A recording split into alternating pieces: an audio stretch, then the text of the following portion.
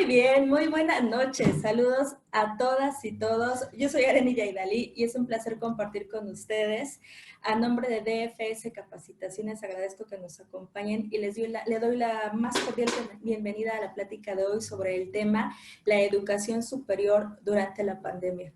Para conversar al respecto, hemos invitado a un extraordinario abogado de empresas y formador de abogados.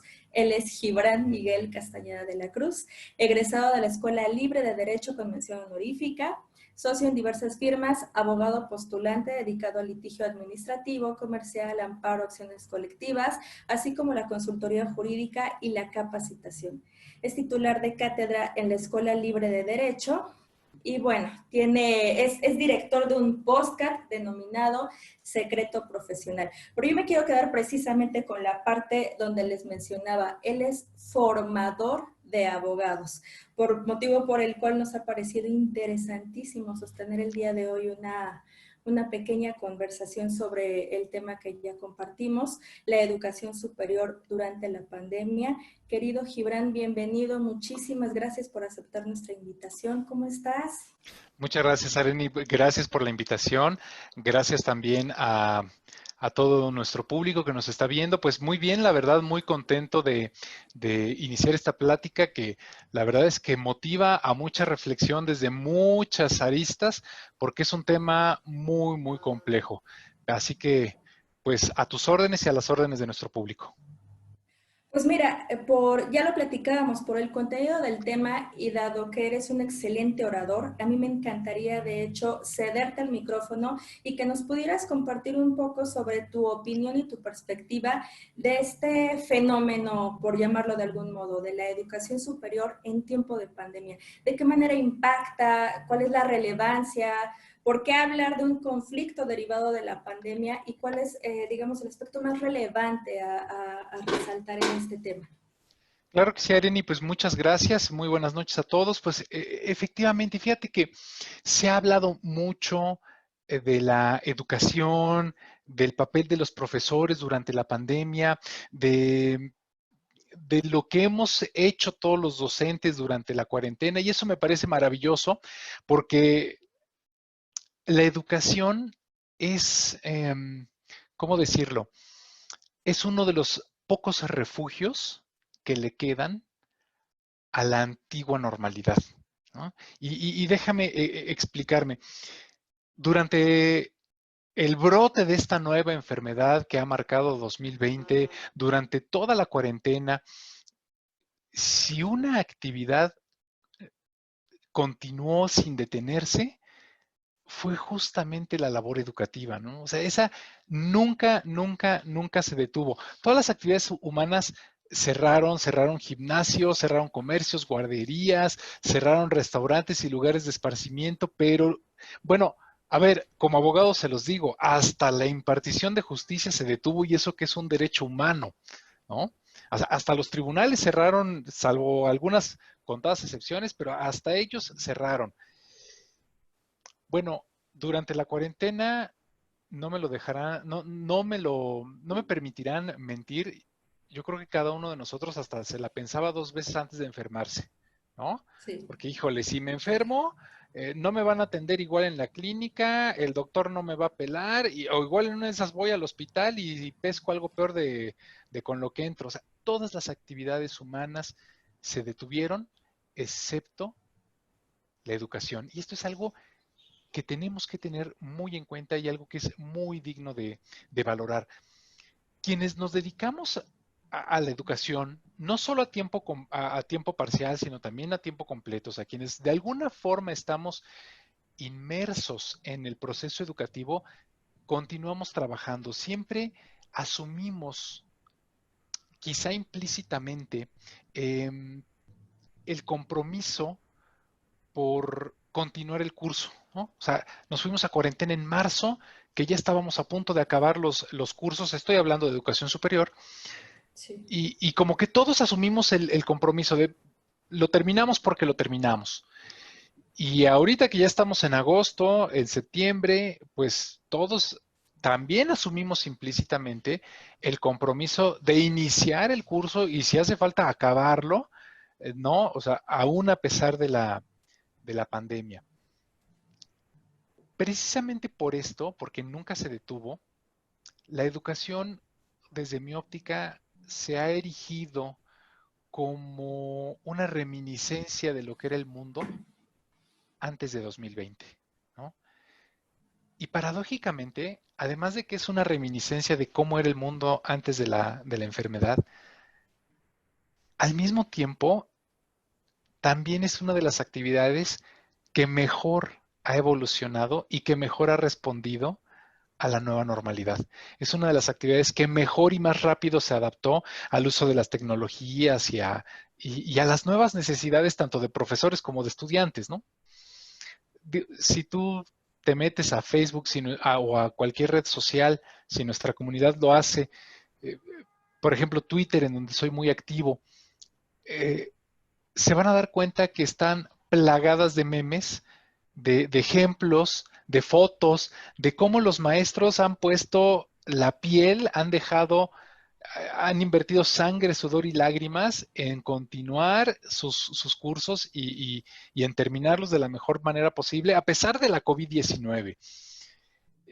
Recuerdo uno que en particular me conmovió mucho, que por ahí lo tengo en mi timeline, que es una fotografía dividida en dos partes, ¿no? Dividida por una línea horizontal. La parte de arriba es una foto panorámica del Titanic hundiéndose, ¿no? Ya a 45 grados, la popa apuntando al cielo, la proa ya clavada en el mar, y el título de esa parte de la foto dice La humanidad en 2020. Y la parte de abajo, una foto de los músicos del Titanic, que según se sabe o según se cree, tocaron hasta el último minuto, mientras todo el mundo luchaba por sus vidas. Y esa parte de la foto se titulaba Los profes dando clase, ¿no? O sea, Ah, qué bello. el mundo se Sí, nos sí, estaba sí. hundiendo y los profes seguíamos dando clase. Y por ahí está la foto de este maestro que no tenía dónde poner su computadora, que no tenía dónde sentarse, que está en una cama sentado, pero que construyó con sus propias manos, así una manualidad, un letrero que decía bienvenidos para sus alumnos y lo pegó en su pared de atrás. O sea, Sí, sí. ejemplos hay muchísimos, ¿no? Lo que sí creo que está ocurriendo, y perdón que jale un poco de agua para mi molino aquí, es que a pesar de que se ha hablado mucho de la educación durante la pandemia, no se ha hablado tanto o no se ha hablado lo suficiente de la educación superior, ¿no? Que requiere también ciertas habilidades y enfrenta retos muy específicos después de la llegada de esta enfermedad. En mi caso, como tú bien apuntabas, Areni, soy profesor y concretamente yo doy clase de sociología del derecho. Esta clase se imparte en el primer año de la carrera en la Escuela Libre de Derecho, donde yo doy clase.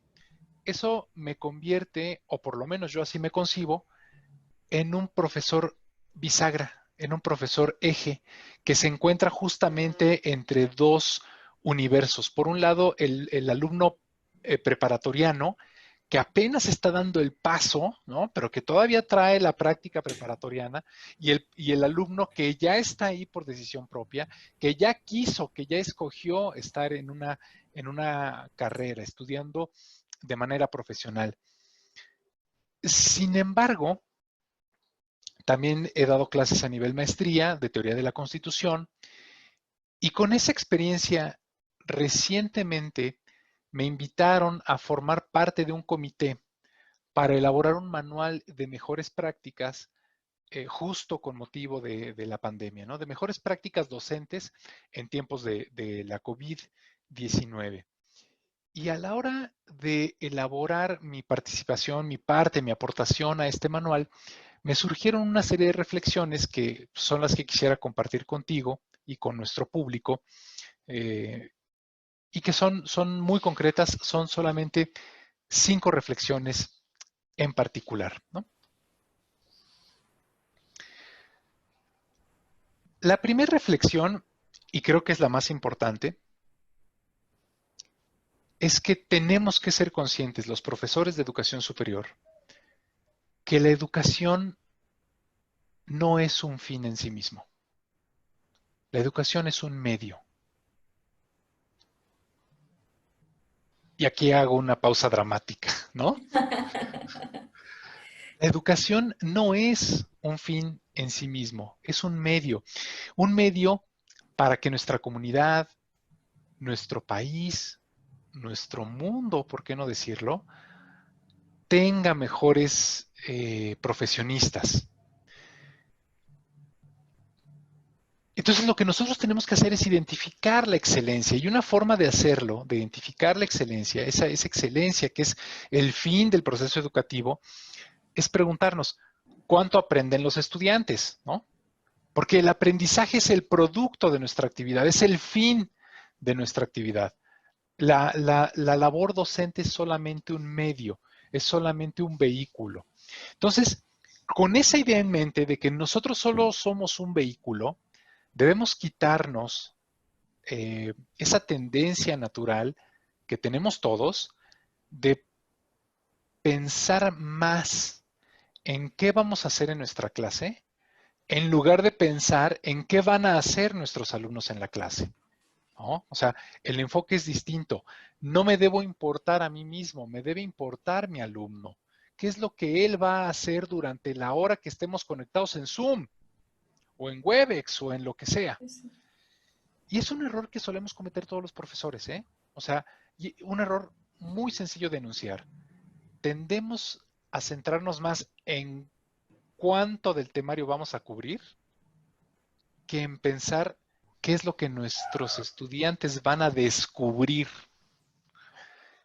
Y este cambio de visión, este switcheo de paradigma es el que creo yo que hace toda la diferencia del mundo, ¿no?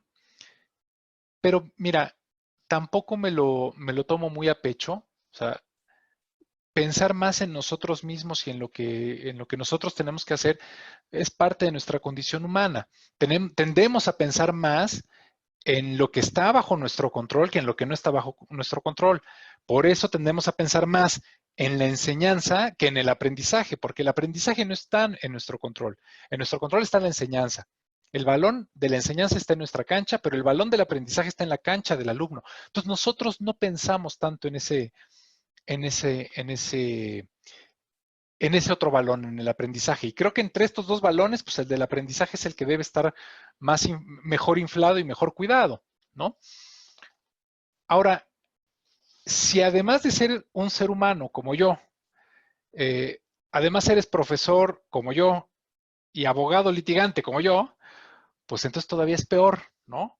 Porque seguramente hay abogados en la audiencia y ellos no me van a dejar mentir.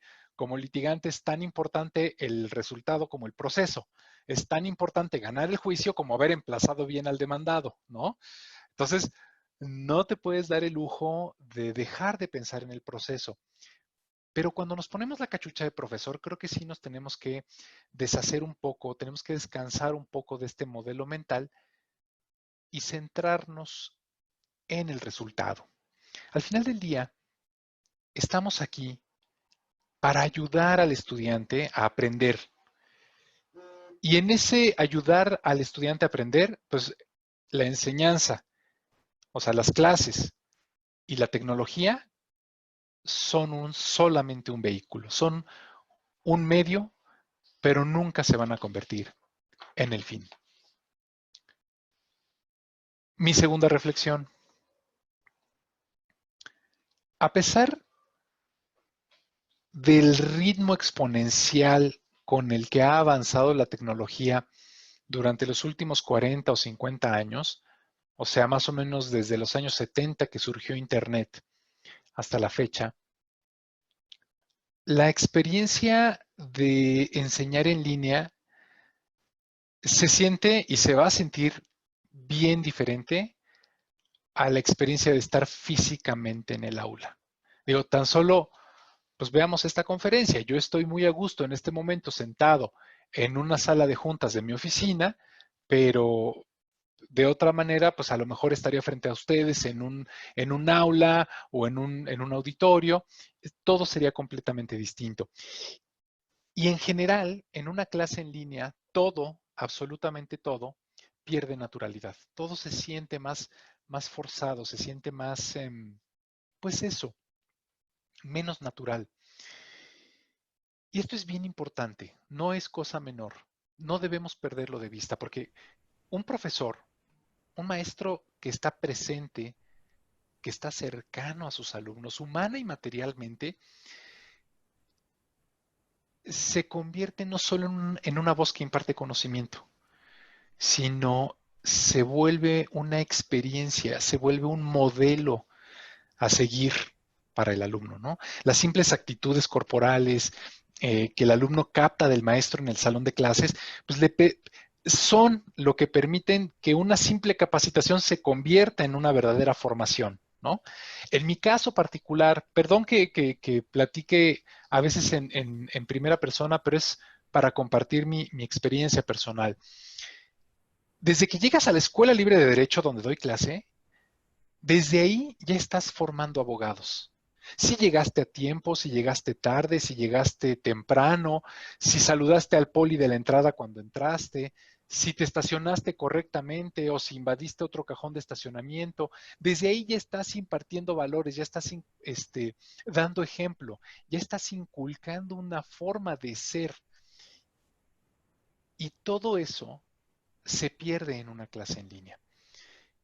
Además, el lenguaje verbal, pues también, ¿no? Sufre alteraciones terribles. Cuando estamos en una clase en línea, como nosotros en esta conferencia, pues una gran cantidad de expresiones y de lenguaje no verbal o son completamente ilegibles en Internet o son completamente artificiales. O sea, véanme, por ejemplo, a mí en este momento. Estoy aquí sentado y estoy cuidando de que cada que hago un ademán no me salga yo del cuadro, ¿no? O sea, y además de, ok, bueno, sí, volteo a ver un poco mis notas, pero debo estar enfocado en mirar a la cámara. No mirarme a mí, en la pantalla, no, a la cámara. Todo eso hace que esto se vuelva artificial, que se vuelva un poco más actuado, más posado. Y esto implica que tanto emisor como receptor se ven obligados a poner más atención, a invertir más energía en tratar de darse a entender correctamente. Esto es un desgaste. Y mientras más gente interviene en la clase en línea, mientras más grande es el grupo, pues mayor es el desgaste, porque tienes menos oportunidades de participar activamente y de darte a entender, ¿no? Otro ejemplo propio, otra vez vuelvo a hablar en primera persona, no es por egolatría, es por compartir mi ejemplo desde mi propia experiencia. Yo no puedo oír la risa de mis alumnos cuando estoy dando clase y cuando cuento un chiste. Y es algo que a mí me resulta muy importante porque una técnica que yo empleo durante las clases presenciales es que cada 10, 15 minutos más o menos, ya hasta como que mi reloj interno lo calcula, cada 10, cada 15 minutos corto el tema y cuento una broma o saco algún comentario inesperado que provoca risas. Y entonces eso ayuda a relajar un poco el ambiente, a que todo el mundo se acomode, tome agüita y bueno, pues seguimos con la clase. Y esto es especialmente importante porque, como les decía, yo soy un maestro bisagra entre el preparatoriano que viene saliendo de la prepa y el que va entrando a la carrera. Entonces, por este lapso, por esta posición que tienen, pues sus edades fluctúan entre los 18 y 19 años, ¿no? 17 en algunos casos, y pues la capacidad de atención y de concentración de un chavo de 17, 18 años, pues es equiparable a la de un pez beta. Entonces, hay que hacer un esfuerzo adicional por mantener la atención del estudiante. Y este esfuerzo adicional tiene que ser todavía adicionado con esfuerzos extra cuando la clase es en línea. Otra pérdida que ocurre es que el tomar clases en línea es una actividad sumamente solitaria. Es una actividad solitaria. El alumno no interactúa con otros compañeros, no interactúa con el mismo profesor y todo esto va debilitando a la comunidad educativa. La clase en línea no permite tan fácilmente generar comunidad y esa es una de las grandes funciones que tiene una escuela, una institución universitaria, ¿no? Generar comunidad. En pocas palabras, la tecnología hasta ahora no ha podido emular con precisión la riqueza de experiencias, de facetas que se viven en el aula. Es una experiencia multisensorial que la tecnología no ha podido y creo que nunca podrá emular, ¿no? Espero que nunca la logre emular, ¿no? Qué miedo que lo logre algún día. Así que esta segunda reflexión implicaría que los profesores de Derecho y de Educación Superior en general debemos detenernos un momento a dimensionar, a justipreciar todas las pérdidas que supone el dar una clase en línea en lugar de dar una clase presencial, ¿no? Y esto nos permitirá, y aquí vuelvo a mi primera reflexión, pues nos permitirá amarrar, ¿no? Entender qué es lo que realmente queremos que el estudiantado aprenda, qué es lo que la alumna debe haber adquirido como habilidad cuando termine nuestro curso, ¿no? Tercera reflexión, y aquí ya se pone un poquito más escabroso el tema. Así como ocurre con el SARS-CoV-2, la educación a distancia llegó para quedarse. Sí, seguro. Las plataformas tecnológicas para dar clases ya existían, ¿no? O sea, conceptos como webinar, Google Classroom, todas esas ya existían, ¿eh? Ya existían desde antes de la pandemia. Zoom, Webex, Google Meeting, ya existían. Y no solo se utilizaban para reuniones laborales, o sea, ya se utilizaban para clases en línea. Lo único que ha ocurrido es que durante 2020, durante la pandemia, su uso se ha potencializado, han cobrado fuerza, pero ya estaban.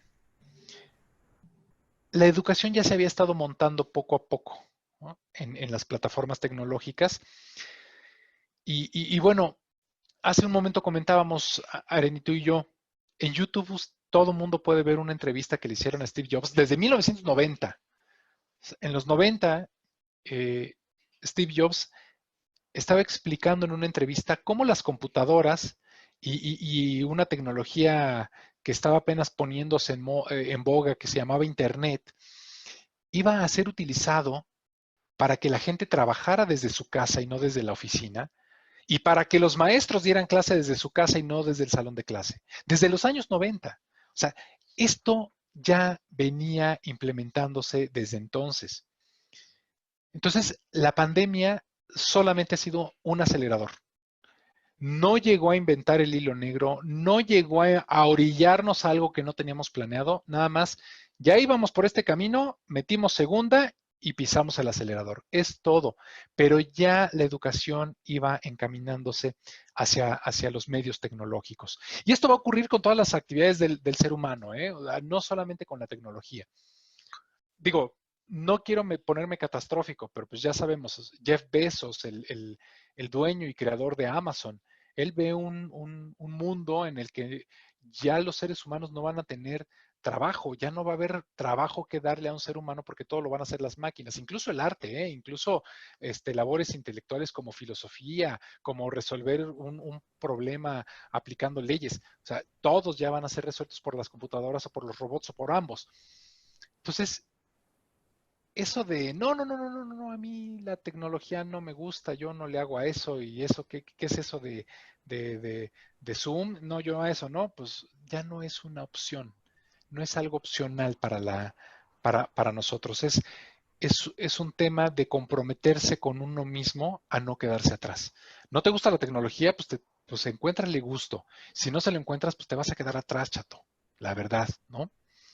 Ahora, tampoco debemos espantarnos porque no hace falta volverse programador para dar una clase en Zoom, ¿no? Como ya dijimos, como ya dije al principio, la tecnología es un vehículo, es un medio, no es un fin en sí mismo para la enseñanza-aprendizaje. Entonces, no hay que convertirnos en expertos en Zoom para dar clase, ¿no? Basta con conocer las tres opciones más importantes que tiene la plataforma y ya. No, y seamos sinceros, cada vez cada vez es más fácil usar una computadora, cada vez es más fácil usar un programa de cómputo, ¿no? Una aplicación, porque los desarrolladores han comprendido que si quieren tener muchos clientes, si quieren tener mucha gente que compre y consuma sus productos, pues tienen que apostar por la sencillez. Entonces, cada vez es más sencillo usar Word, usar Excel, usar PowerPoint, cada vez es más sencillo usar Zoom, cada vez es más sencillo hacer una marcación por voz. Así como, así como no se necesita saber cómo funcionan los rayos catódicos para ver la tele, así igual no hace falta ser programador para saltar a la plataforma tecnológica, ¿no? O sea, no olvidemos, la tecnología es, es un medio, ¿no? Pero llegó para quedarse y las videoclases llegaron para quedarse. Cuarta reflexión.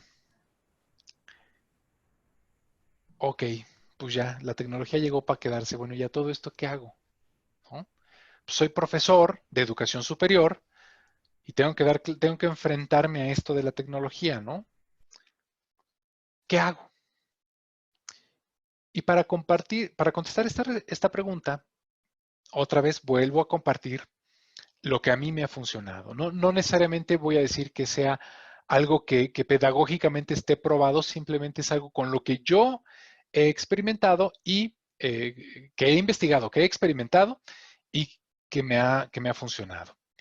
En mi experiencia me ha resultado muy útil distinguir entre recursos tecnológicos sincrónicos y recursos tecnológicos asincrónicos.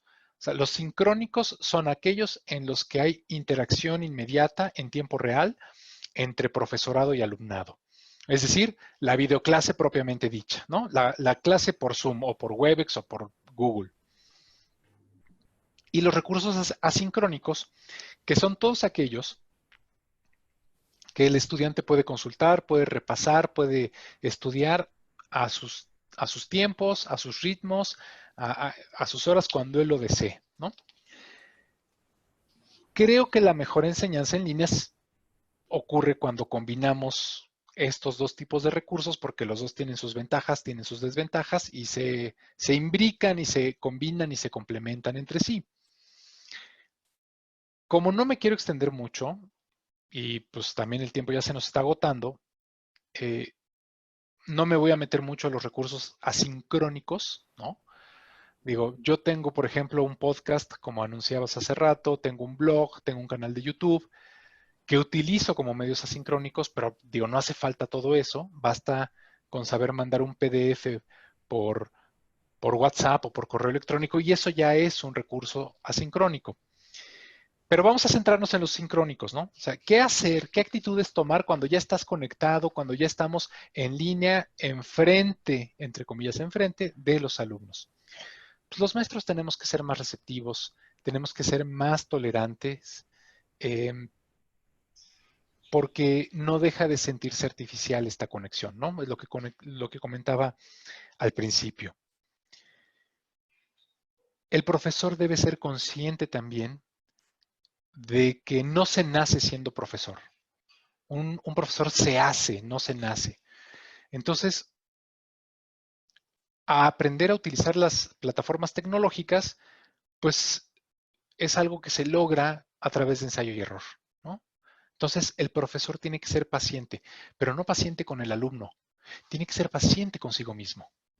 Tiene que saberse capaz de aprender con el tiempo a manejar las plataformas tecnológicas, pero no desesperarse, porque esa desesperación termina transmitiéndosela también a los alumnos.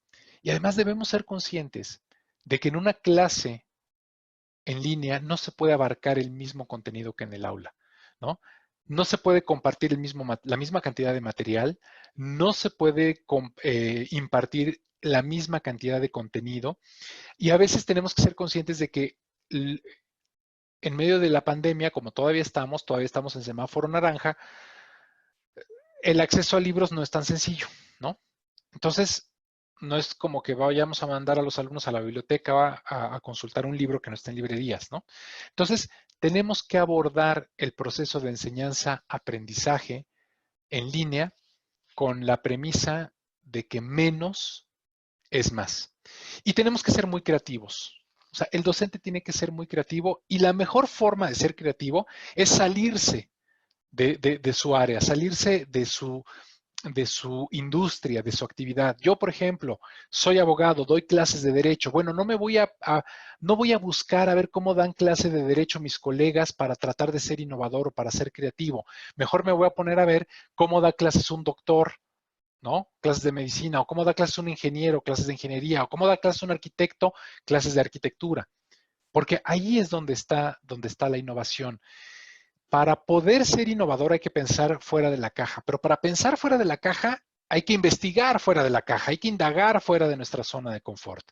Igual, lo mismo en vía de regreso, ¿no? O sea, el médico, el ingeniero, el arquitecto que tienen que dar una clase teórica, pues a lo mejor podrían ver cómo se dan las clases de derecho, porque los abogados somos especialistas en teorizar y en explicar teorías más o menos complejas, ¿no?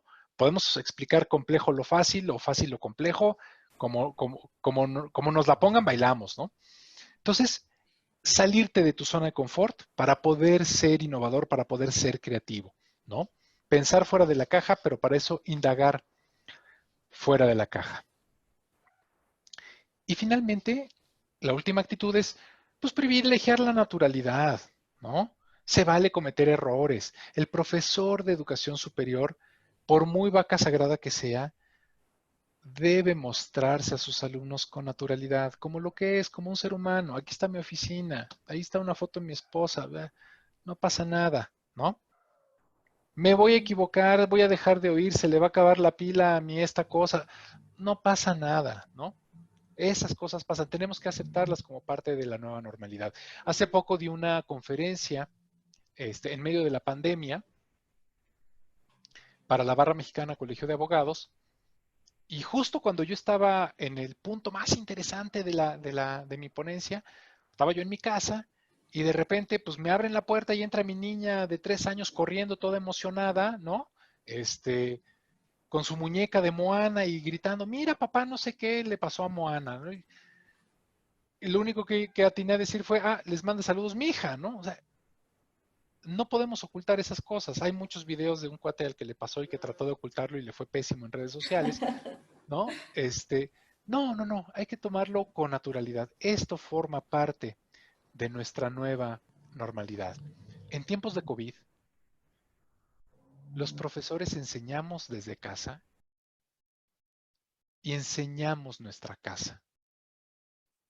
Y estamos, porque todos estamos así, con la cámara enfrente, apuntando a la parte más presentable de la sala, cuidando que el Buzz Lightyear que se quedó sin pila ahí en el piso no salga a cuadro, ¿no? Así estamos todos. Entonces, hay que hacerlo con naturalidad. Y ya, mi quinta y última reflexión, mi reflexión final. Dije al principio que la labor docente es una de las pocas actividades que no se detuvieron con la pandemia, que constituye un asidero para mantenernos aferrados a nuestra anterior normalidad, que ya se fue, que ya se va, pero pues ahí seguimos queriendo mantenerla. Pero al mismo tiempo es una de las actividades que mejor evolucionó y mejor se ha adaptado a los tiempos de la COVID-19. Esto se debe a que la docencia es una pasión. Aprender es una pasión. Y creo que ninguna pandemia, ningún cataclismo mundial es capaz de detener las ganas de enseñar y las ganas de aprender.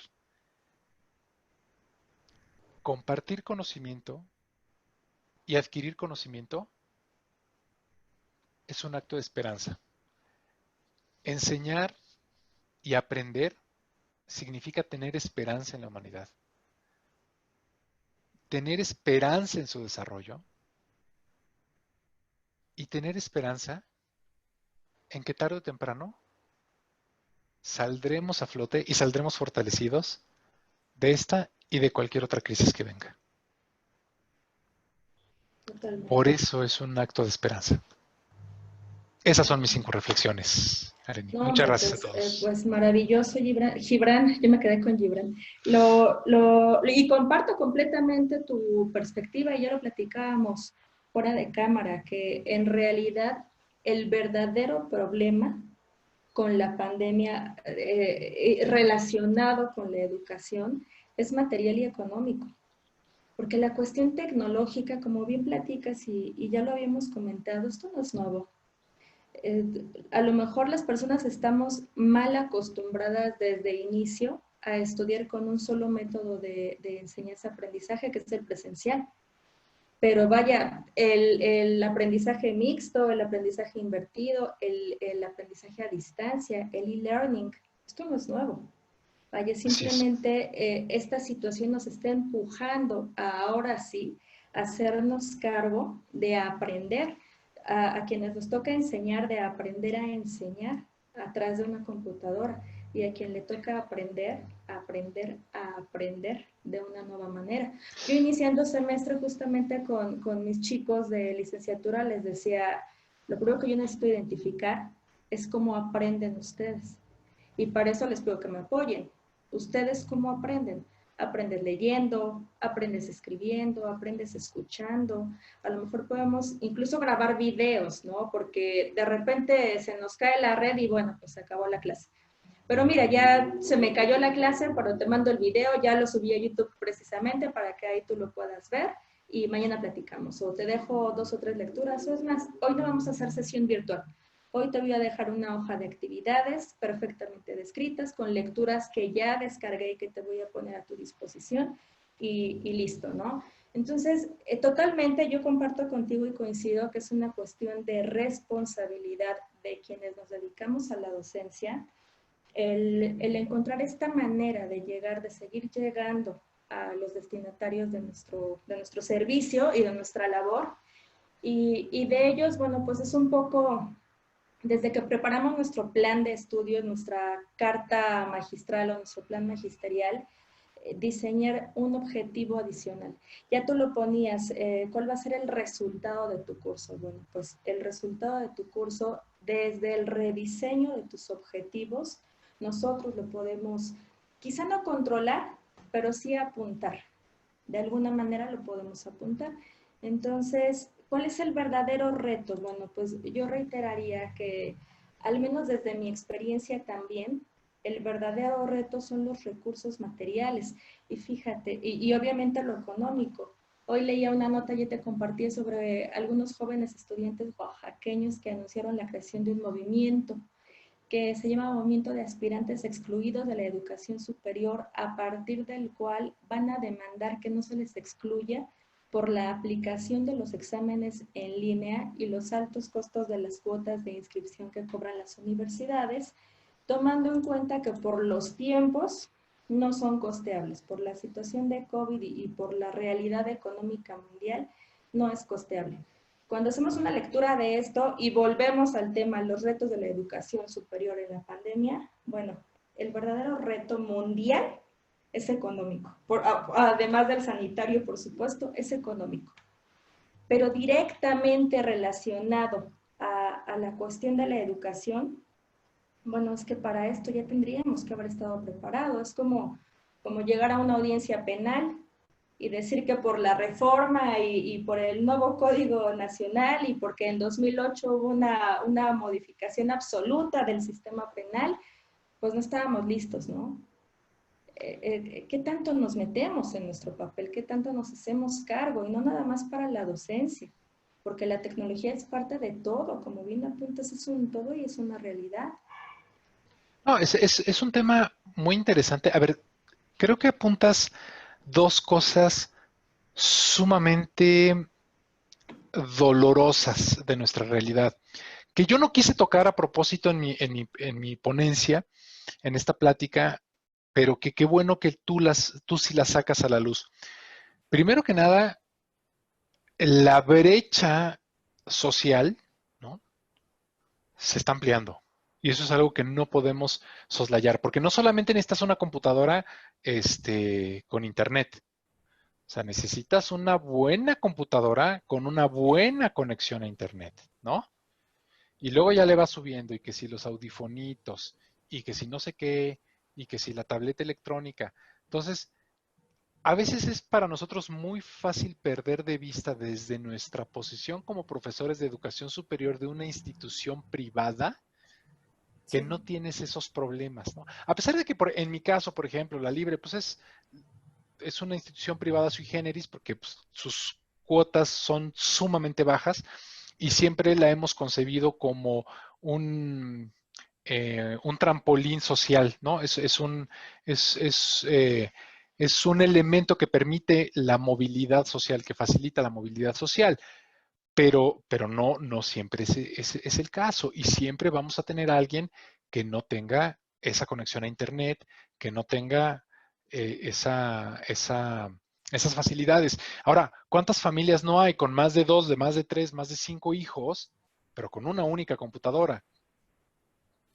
¿Que la van a compartir?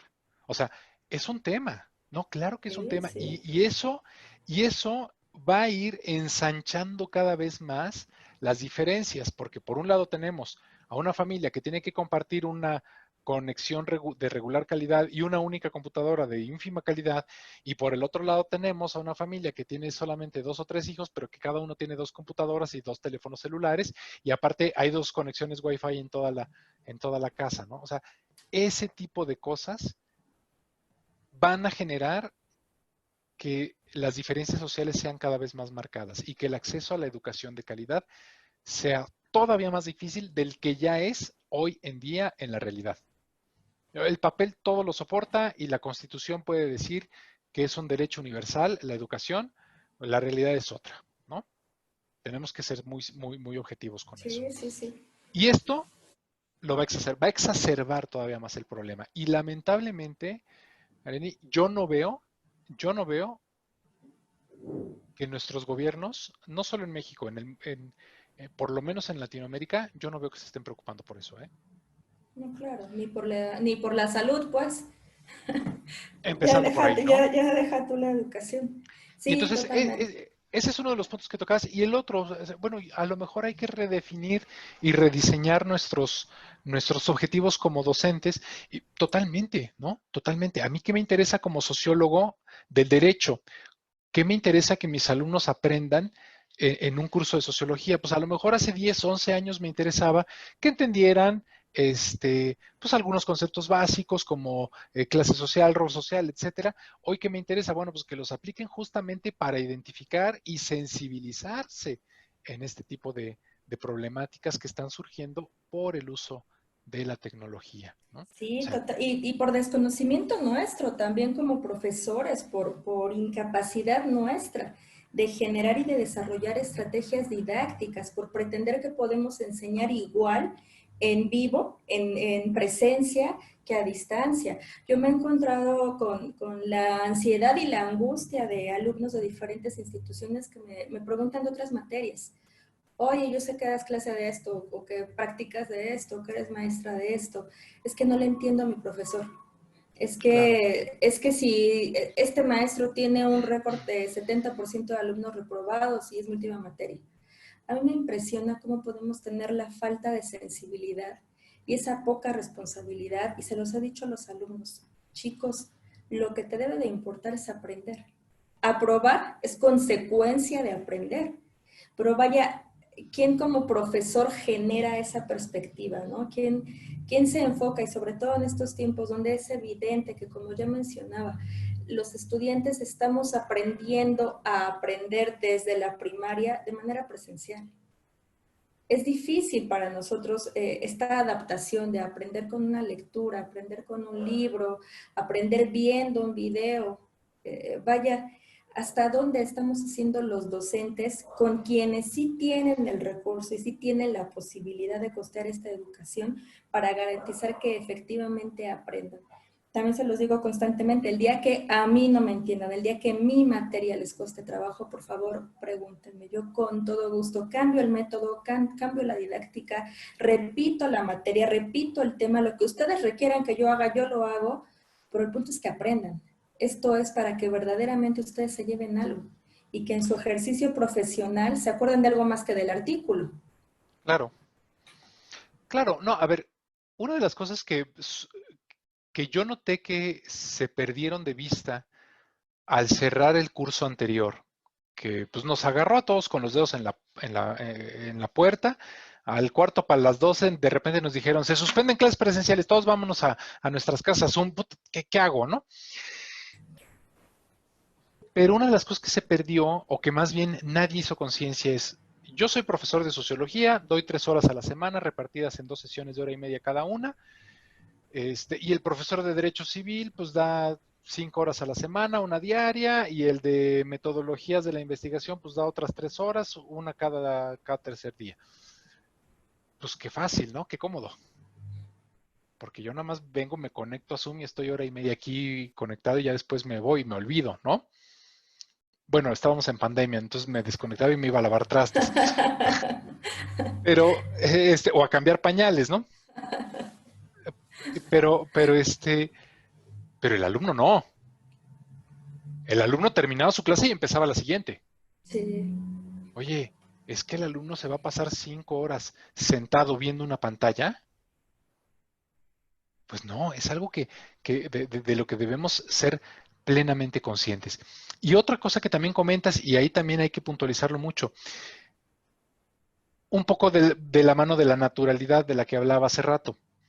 Creo que el profesor ya, esta figura de la vaca sagrada y del profesor que está en el Olimpo intocable, que es alejado del alumno, que llega y da su clase y no habla, y no, creo que ya es una figura obsoleta.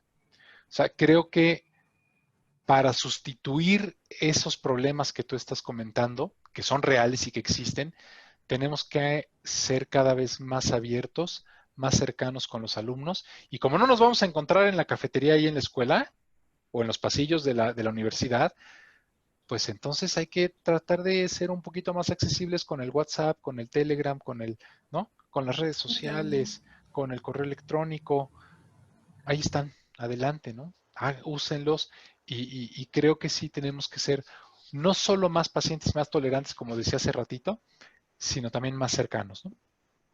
Totalmente. Pues qué interesantes reflexiones, Gibran. Yo, de hecho, tomé nota de varias de Hombre, tus muchas gracias. para poder implementar con mis queridos alumnos, porque verdaderamente es un tema que debemos de afrontar y debemos de apoyarlos y tener toda la empatía hasta donde podemos y con quienes podemos. Y de verdad no dejar de ver este otro lado, que hay personas que no tienen computadora, no tienen internet, que sí se están quedando fuera de la educación muchos y como sociedad también tenemos que generar algunas ideas y algunas soluciones, porque también es nuestra chamba, no es nada más un tema gobierno. Nosotros como amantes de la enseñanza, ¿qué vamos a hacer? Es chamba de todos, la verdad. Es Hace chamba de poco vi, todos. vi una foto de alguien que colocó una cartulina en la reja de su casa, en la entrada principal de su casa, y decía, Wi-Fi gratis, sillas y mesas de libre uso, solo estudiantes. Si eres estudiante y no tienes internet, pásale, ¿no? Ah, qué padre. Y entonces yo ahí pensé, dije, uy, pues creo que es algo que podemos implementar todos de alguna u otra forma. Yo lo voy a implementar en mi despacho aquí en la oficina, este, porque es un granito de arena, ¿no? Como le dicen en mi pueblo, es hacer un poco de comunidad, porque es justamente lo que nos está faltando y que se va a poner peor, ¿no? Porque Sí, mientras más desconectados, mientras más hiperconectados estemos a través de la tecnología, más desconectados vamos a estar en un sentido humano, entonces pues hay que contrarrestarlo, ¿no? totalmente.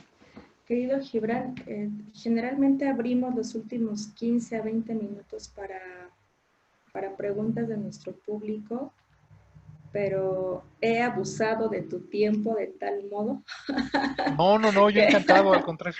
que ya lo rebasé.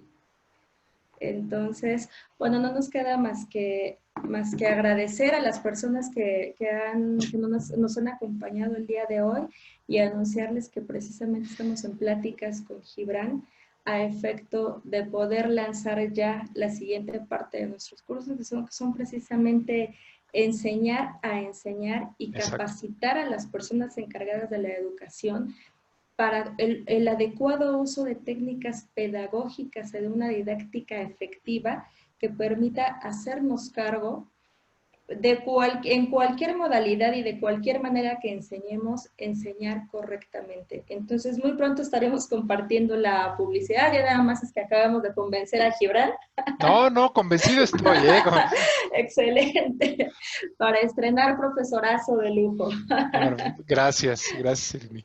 Muchísimas gracias, Gibran. Qué placer platicar contigo. Muchas gracias a todas las personas que nos han acompañado. Que tengan todas y todos una excelente noche. Y bueno, nos volvemos a ver muy pronto. Hasta pronto, Gibran. Muy buena noche, gracias a Buenas todos. noches.